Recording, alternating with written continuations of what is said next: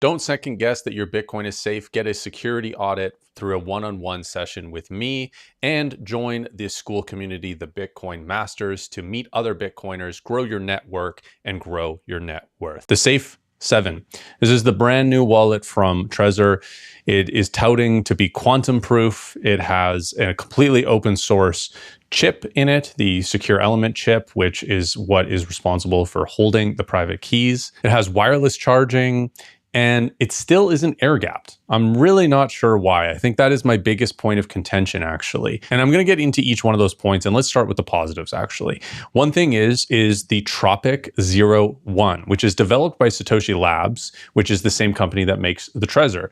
And they sell the secure element chip. This is the Tropic 01 that I mentioned. It's essentially what makes this a trustworthy device to store your keys offline. And the secure element aspect of it is so that it cannot be tampered with. Usually these are closed source. Usually these are sort of third-party audited, or there's some NDA around the secure element chip in these hardware wallets. And arguably, they're the most important piece of a hardware wallet. So if we're going down the road of being everything open source, and yet we're trusting the most important aspect with a closed source chip, that can be an issue. So Trezor here is really cooking with this. This open source chip is awesome. And I think that's going to become a standard. You know, they're sort of at the forefront of it. They trust it. They feel comfortable with it because they helped develop it, or they did develop it. I think other hardware wallets, you know, have their systems that they trust, that they feel is right, but consumer demand could push them towards adopting either the Tropic 01 or, you know, some additional upgrades along the way as far as the open source secure element chip goes. So that's a huge plus for this Trezor. I think that's a massive, massive upgrade. There's also like a couple simple upgrades, specifically comparing it to the Trezor 5 or the Trezor Safe 3.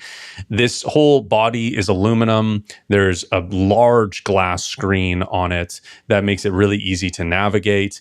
It is doesn't have a full keyboard. It's not quite that big, but it's a touch screen with like the old style cell phone texting method. It has Bluetooth, and it also has, again, the cord, the USB-C to USB-C for your phone or to your computer to actually connect it to Trezor Suite. So there's two things about this wallet that I think are unnecessary.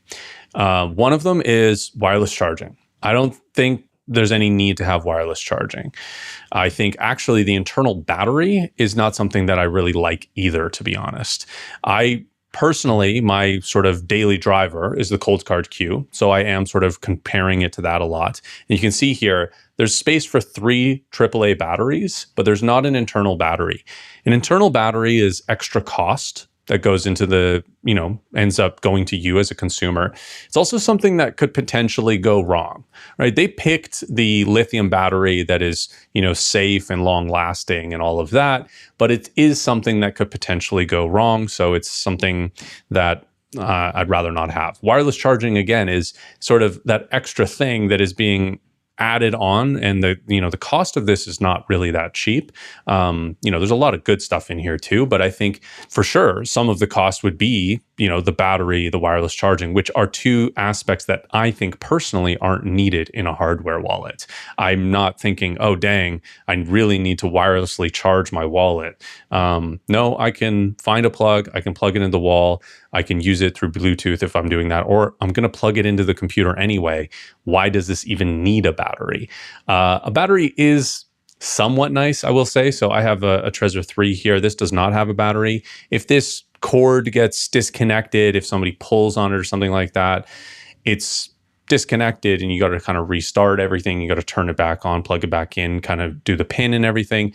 You would get disconnected from your session if you were running the corded setup, but the device itself wouldn't turn off if it got unplugged because it has a battery. So that's nice. I understand that. That's all right.